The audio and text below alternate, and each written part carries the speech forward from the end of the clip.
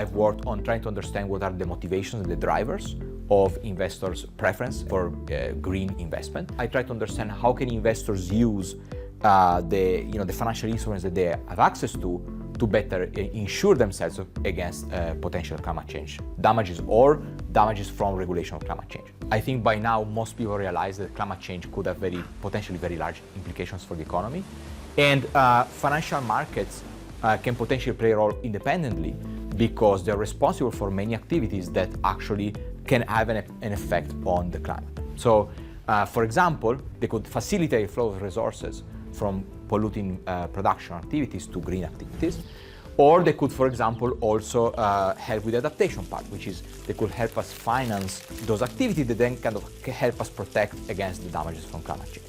I think the problem is partly that the people that operate in financial markets are private investors, and climate change is essentially has a big externality problem. It comes from a fundamental externality that when I pollute, I don't internalize the full cost of my pollution. And so I think the biggest limitation of what financial markets can do ultimately links back to the fundamental problem of climate change, which is that any private investor doesn't fully internalize their action. And so if we think about the role the financial markets can play in the transition to sustainable economy, it has to come from the fact that some subset of investors are in a sense willing to pay a price to internalize the externality. And by paying a price, they can help the transition. The biggest limitation of the entire movement of ESG investing is today. It is really being driven by a subset of investors. And to the extent that there's enough investors on the other side that don't really care about climate change, and they're not internalizing it, and they're willing to basically offset whatever the demand comes from the green investors, then the effects will be a wash. There are many ways in which financial markets can actually help the transition. One of them is probably the most direct one, is the cost of capital, right? If green investors are willing to pay more for green companies and less for polluting companies, this will make the cost of capital higher for polluting companies, lower for green companies, and in theory should spur further changes in investment. Now, in practice, we have a sense that this channel has not been very strong because we see the price difference are pretty small. They don't want to kind of lose the 6 basis points or whatever it is for green bonds. So that tells us there's not enough mass of investors that is willing to invest in these green investments. But I think we're moving in the right direction. Even for, let's say, those investors that say, oh, we're very ethically motivated.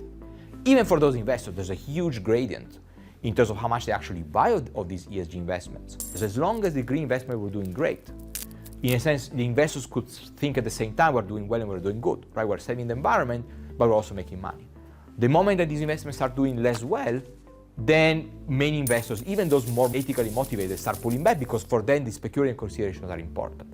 If investors get into these investments thinking they're gonna make money, they're gonna be disappointed in the future. I think they should get into these investments for the right reasons, which is one, we are playing a role in trying to address this externality, and two, we want to have a portfolio which is sort of insulated from the climate scenarios, from the climate damages. When I buy house insurance against fire, for example, for my house, right? I am making an investment that on average is going to lose money, but I'm buying insurance. And I think this product should be really seen as insurance more than just bought for purely speculative reasons.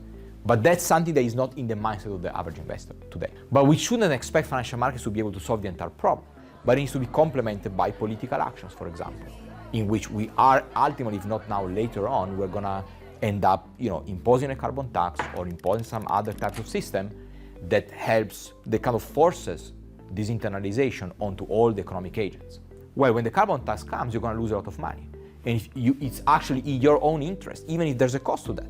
It's in your interest to build a portfolio that doesn't suffer so much once we actually have to recognize that we need to kind of change our policy to face the climate problem. And very importantly, this political action has to happen on the global scale because otherwise there's going to be leakage, right? Otherwise, one policymaker is going to introduce a carbon tax in a region, production is going to move to wherever there's no carbon tax. So this needs to be not just a part dealt by the political system, but it needs to be coordinated globally. To me, the main long-term obstacle is simply going to be, do we have enough mass of investors that are willing to make this green investment even at a price, even at a cost?